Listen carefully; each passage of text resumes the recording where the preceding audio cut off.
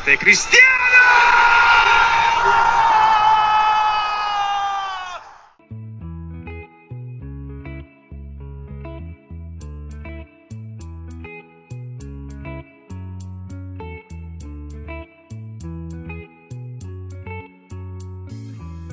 Remember the days we were young, wild and free, basic getting sprung. We used to dance the night away. Welcome back বন্ধুরা, চলে আসছি seven সিস্টার্সে, যার দূরত্ব মাত্র 54 kilometre London থেকে। আজকে আমি আলোচনা করব কিভাবে আপনারা খুব সহজে এখানে আসতে পারবেন, কি কি খেতে পারবেন বা কি সুযোগ সুবিধা আছে বা কত টাকা খরচ পড়বে, সবগুলা এই ভিডিওর মাধ্যমে জানতে পারবেন।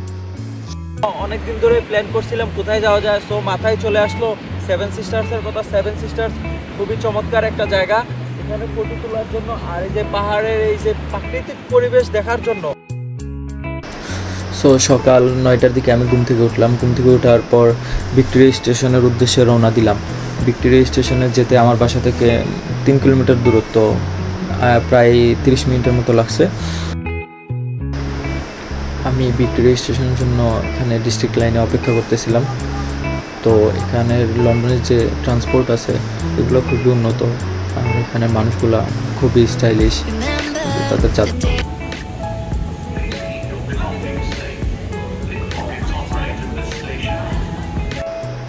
সকাল 9:30টার দিকে আমি পৌঁছে গেলাম ভিক্টোরিয়া স্টেশনে। সো এখন টিকিট কাটবো। 42 পাউন্ড দিয়ে টিকিট কাটলাম সেভেন সিস্টার্স দেখার জন্য। সো একটু পর ট্রেনে উঠে যাব।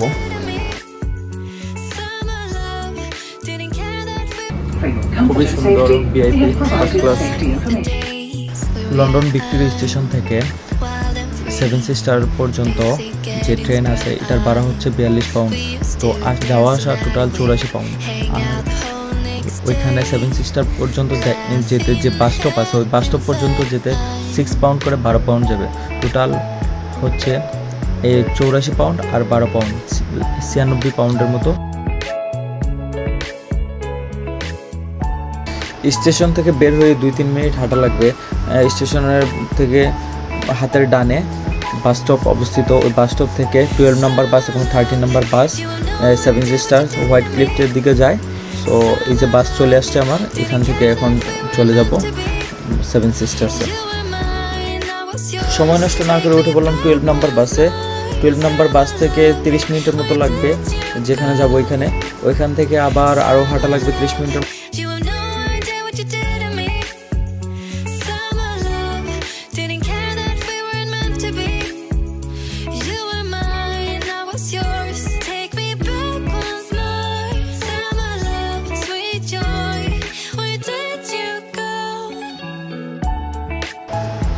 বাসে 10 মিনিট জার্নি করার পর বাস থামালো। এখন আমি এখান থেকে আরো 10 মিনিট হাঁটা লাগবে, হাঁটলে আমি চলে যাব। এখানে ভিউ যতটুক সুন্দর ভাবছি তার থেকে বেশি সুন্দর। ওয়েলকাম ব্যাক বন্ধুরা। সো চলে আসছি সেভেন সিস্টার্সে। সো বন্ধুরা আমি এখন চলে আসছি 7 বোনের কাছে, সেভেন সিস্টার। আর এখন হাঁটতেছি উপরে পর্বতমালায় উঠবো। এই যে পর্বত পাহাড়, উপর থেকে এর ভিউ।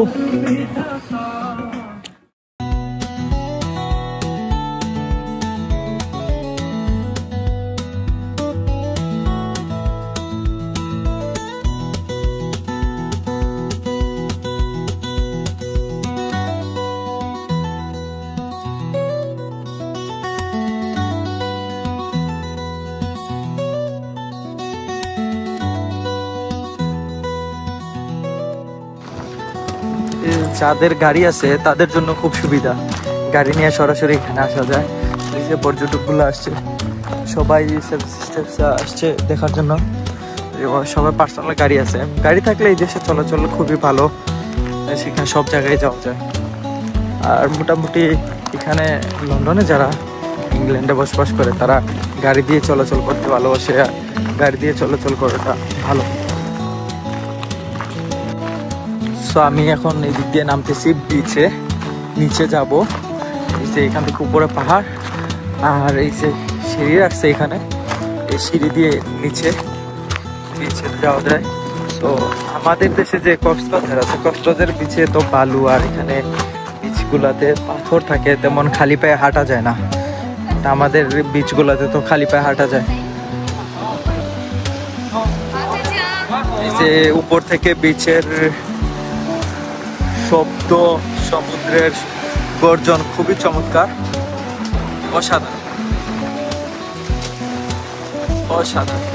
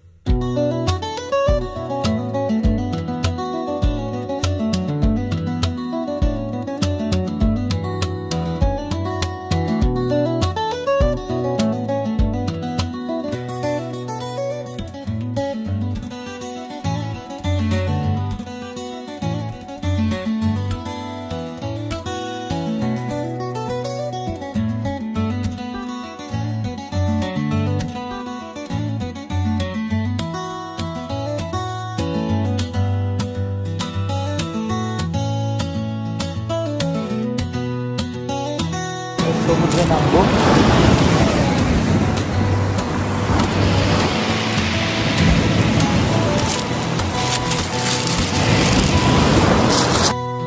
এখানে একটা ইন্টারেস্টিং ঘটনা হচ্ছে, কুকুরটা আমার কাছে হেল্প খুঁজতেছিল, কারণ ওর মালিক পানিতে নামছিল আর ভাবতেছিল ওর মালিক হারিয়ে যাবে পানিতে, খুব ছটফট করতেছিল।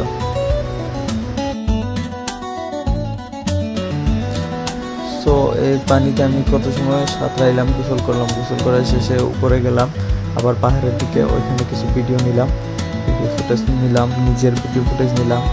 জিনিসগুলো খুবই সুন্দর ছিল আর ইনসেন এক কথায় চমৎকার।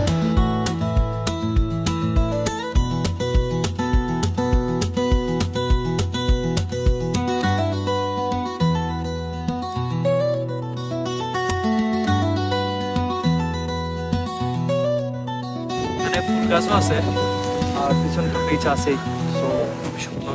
যে বলছিলাম হাইকিং করার জন্য খুব ভালো, যারা হাইকিং করতে ভালোবাসে, দৌড়াদৌড়ি করতে ভালোবাসে, তাদের জন্য এই জায়গাটা খুবই ভালো।